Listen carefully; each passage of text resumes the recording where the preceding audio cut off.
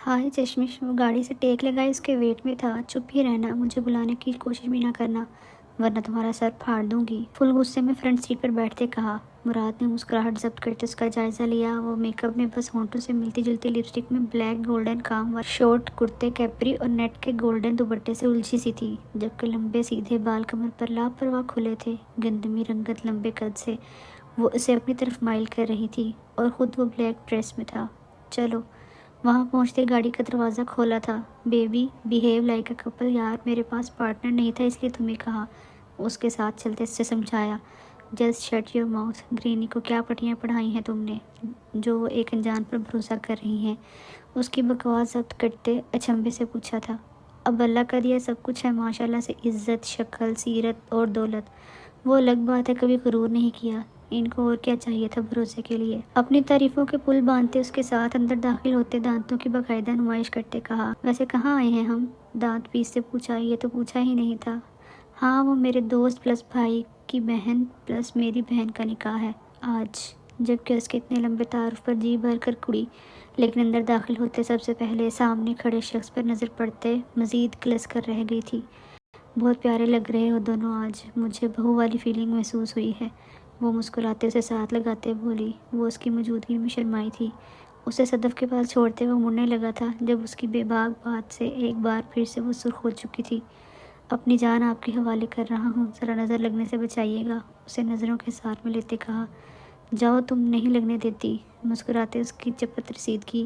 وہ اس پر ایک نظر ڈالتے لوگوں کے ہجوم میں غائب ہوا تھا۔ ہم ٹھیک ہے؟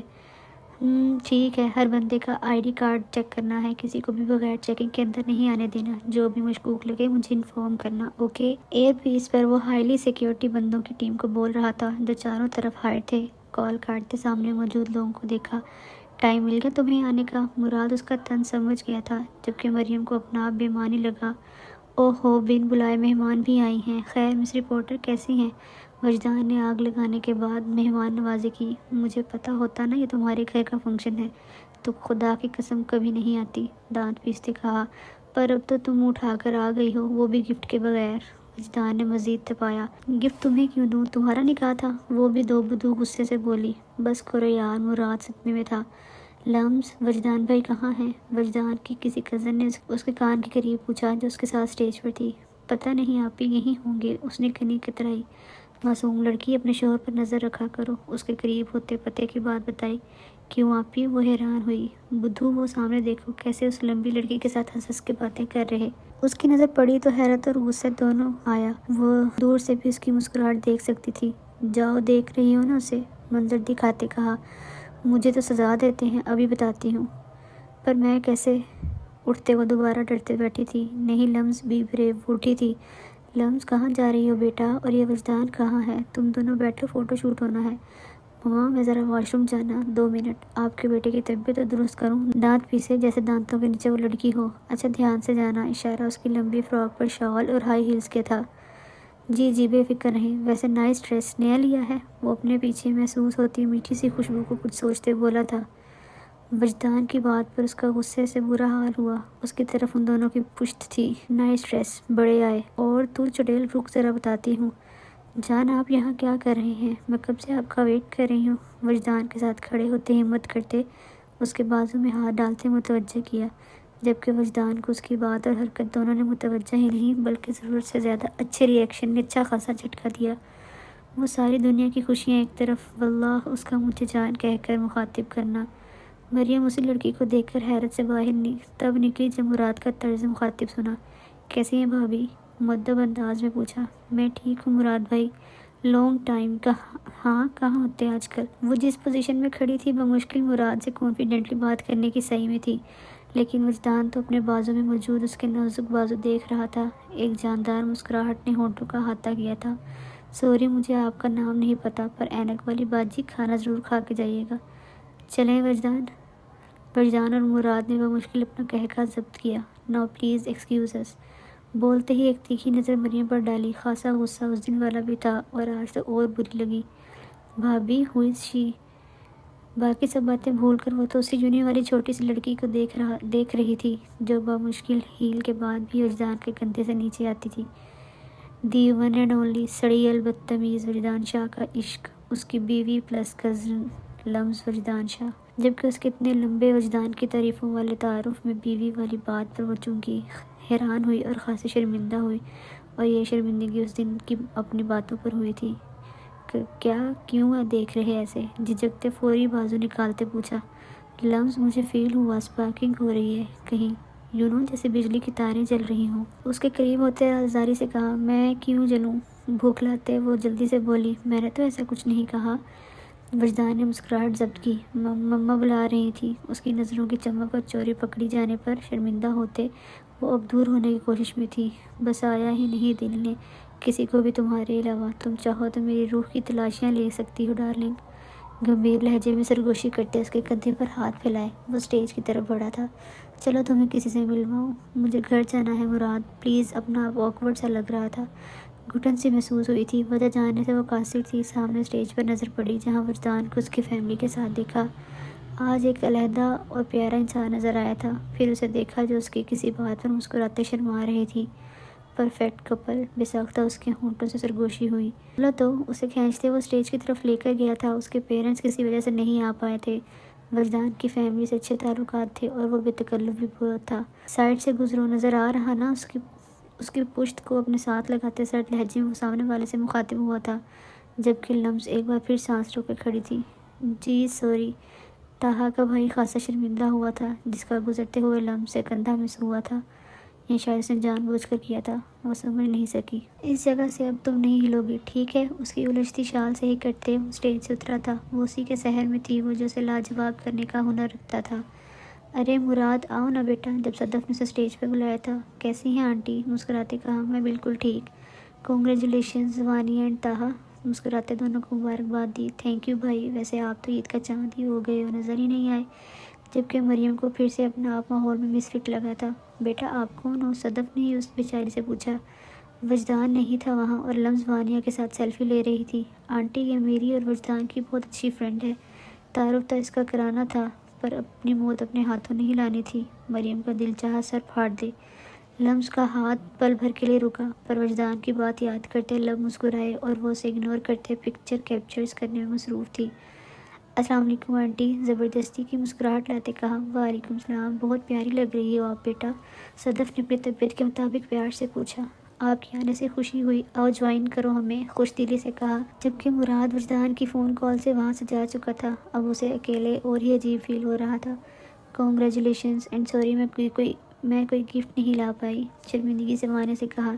اٹس اوکے، آپ آئی ہیں یہی کافی ہے، وانیہ نے مسکراتے اس کی مشکل حل کی تھی۔ ایکسکیوز می، جھجکتے سب کی توجہ پرے کرتے اسے مخاطب کیا۔ جی، لمز نے ماتھے پر تیوری چڑھائی۔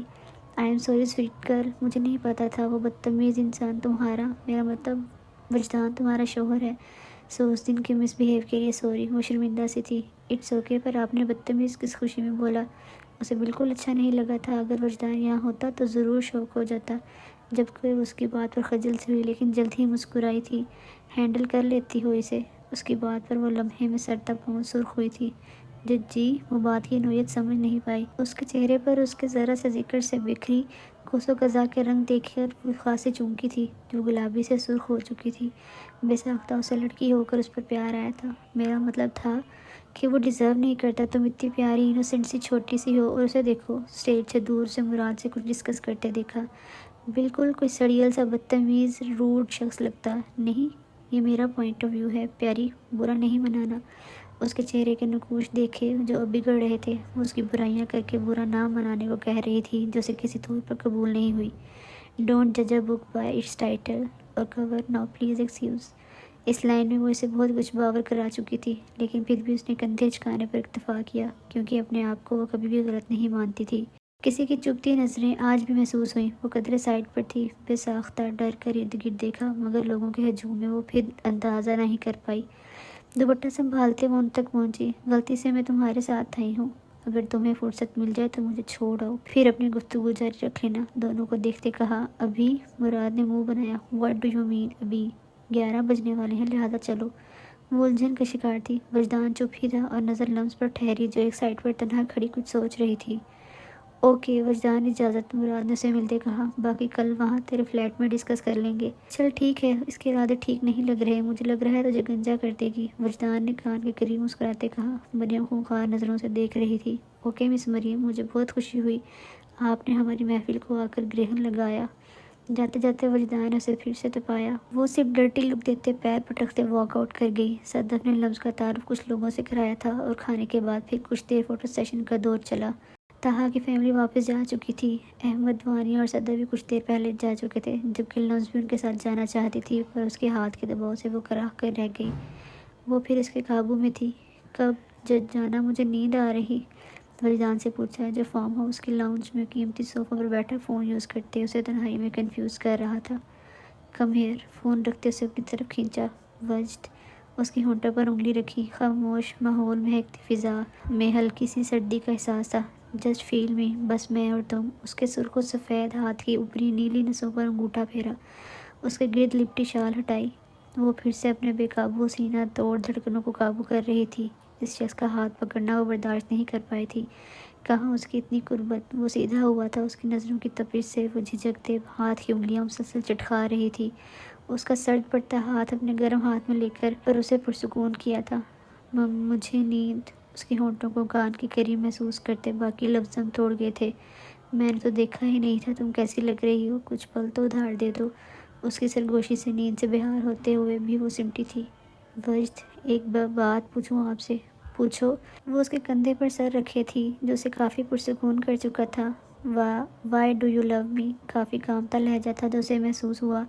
تم نہیں جان پائی ابھی بھی؟ اس کے بالوں کو مسلسل چوما تھا۔ ننو، آپ نے بتایا کب؟ وہ حیران ہوئی، جو اس کے ہاتھ اپنی انگلیوں میں الجھا رہا تھا۔ بتائیں، دوبارہ ہمت کی۔ بتاتے ہوئے عمل بھی کروں گا، برداشت کر لو گی؟ بال چہرے سے ہٹائے، اس کے جذبات سے مہکتے لہجے نے ہوائیاں اڑائیں، جو غلطی سے آج خود اس کے قریب ترین تھی۔ Wonderful is my breath, my life, my love, but Lums Wajdan Shah, you are my need to complete everything. شدت سے بولتے ہی اس کے بالوں میں ہاتھ پھنسائے، قریب کرتے وہ اس کے ہونٹوں پر جھکا تھا۔ یو آر مائن لمز۔ وہ اس کی شرٹ کو مٹھیوں میں جکڑے تھی، اس کے جیکٹ کے کالر کو 2 دفعہ خود سے دور کرنے کو کھینچا تھا، جس سے وہ رکنے کے بجائے مزید اس میں شدید انڈیل رہا تھا۔ اپنی سانسیں اس کی سانسوں سے الجھائی رکھی۔ کچھ ٹائم بعد اس کی حالت دیکھی، جو غیر ہوتی حالت سے سانس بحال کر رہی تھی۔ فوری شرم سے دورے ہوتے اس کے سینے میں منہ چھپا گئی۔ آئندہ کبھی نہیں پوچھنا، ورنہ تم میری شدت برداشت نہیں کر سکو گی اور میں قابو نہیں رکھ سکوں گا، اس کے کان کی لو پر جھکتے کہا تھا، جبکہ وہ اس بات پر اس کی شرٹ پر مزید مضبوطی کر چکی تھی۔ اس کی بے ترتیب دھڑکنیں کر کے خود وہ اس کے سینے سے لگی سو بھی چکی تھی۔ صوفے سے ٹیک لگاتے آنکھیں موندی اور خود کو پرسکون کرنا چاہا تھا۔ دور قسمت ضرور مسکرائی تھی، شاید خوشیوں کے لمحے تھمنے والے تھے۔